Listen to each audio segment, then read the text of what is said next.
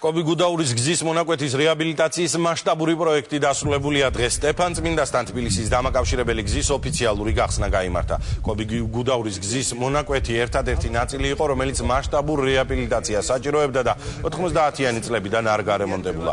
ადგილზე გზის საფარის გარდა სრულად აღდგენილი ინფრასტრუქტურა, ასევე ზამთრისათვის აუცილებელი გვირაბგასასვლელები. ნათია ღებრიშვილი ისაუბრებს პირდაპირ ეთერში. ნათია, გისმენთ.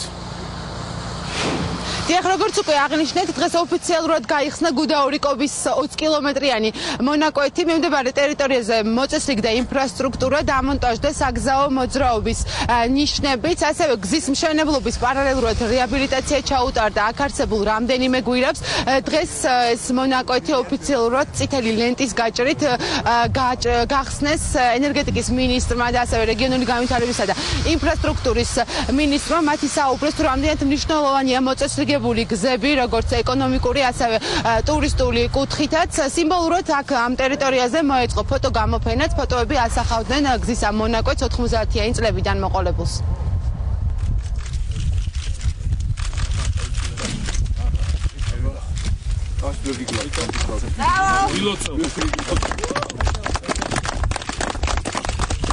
ძალიან სტრატეგიული მნიშვნელობისა ეს გზა, ამ გზის ფუნქციონირება.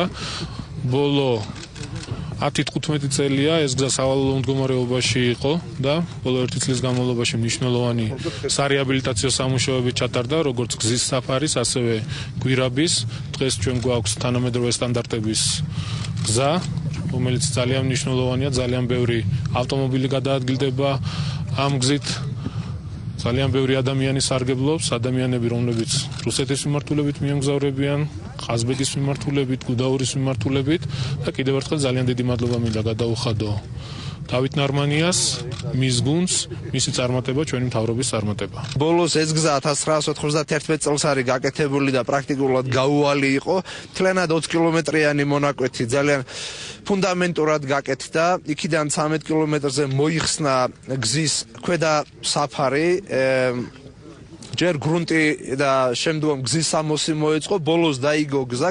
ძალიან მნიშვნელოვანია ის, რომ საკმაოდ სქელი გზის საფარი დაიგო და უფრო მედეგია ყინვასთან მიმართებაში. ის რაც დავაგეთ სპეციალური ტექნოლოგიით მოხდა ამ გზის დაგება.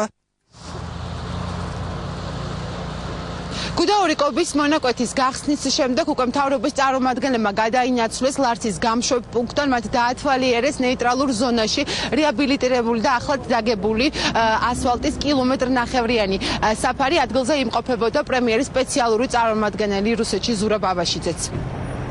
ეს არის არა მარტო საქართველოს-რუსეთის საზღვარი, არამედ თურქეთ-რუსეთის ეკონომიკური საზღვარი, სომხეთ-რუსეთის ეკონომიკური საზღვარი. ამიტომ ეს მართლაც საერთაშორისო ტრასაა და მეორე კიდე რომ წარმოუდგენელი მასშტაბის და წარმოუდგენელი სისწრაფით მოხდა ის, რაც გაკეთა ბატონი დავითის ხელმძღვანელობით. მნიშვნელოვნად გაიზარდა ექსპორტის მოცულობა საქართველოსთან, განსაკუთრებით რუსეთის მიმართულებით.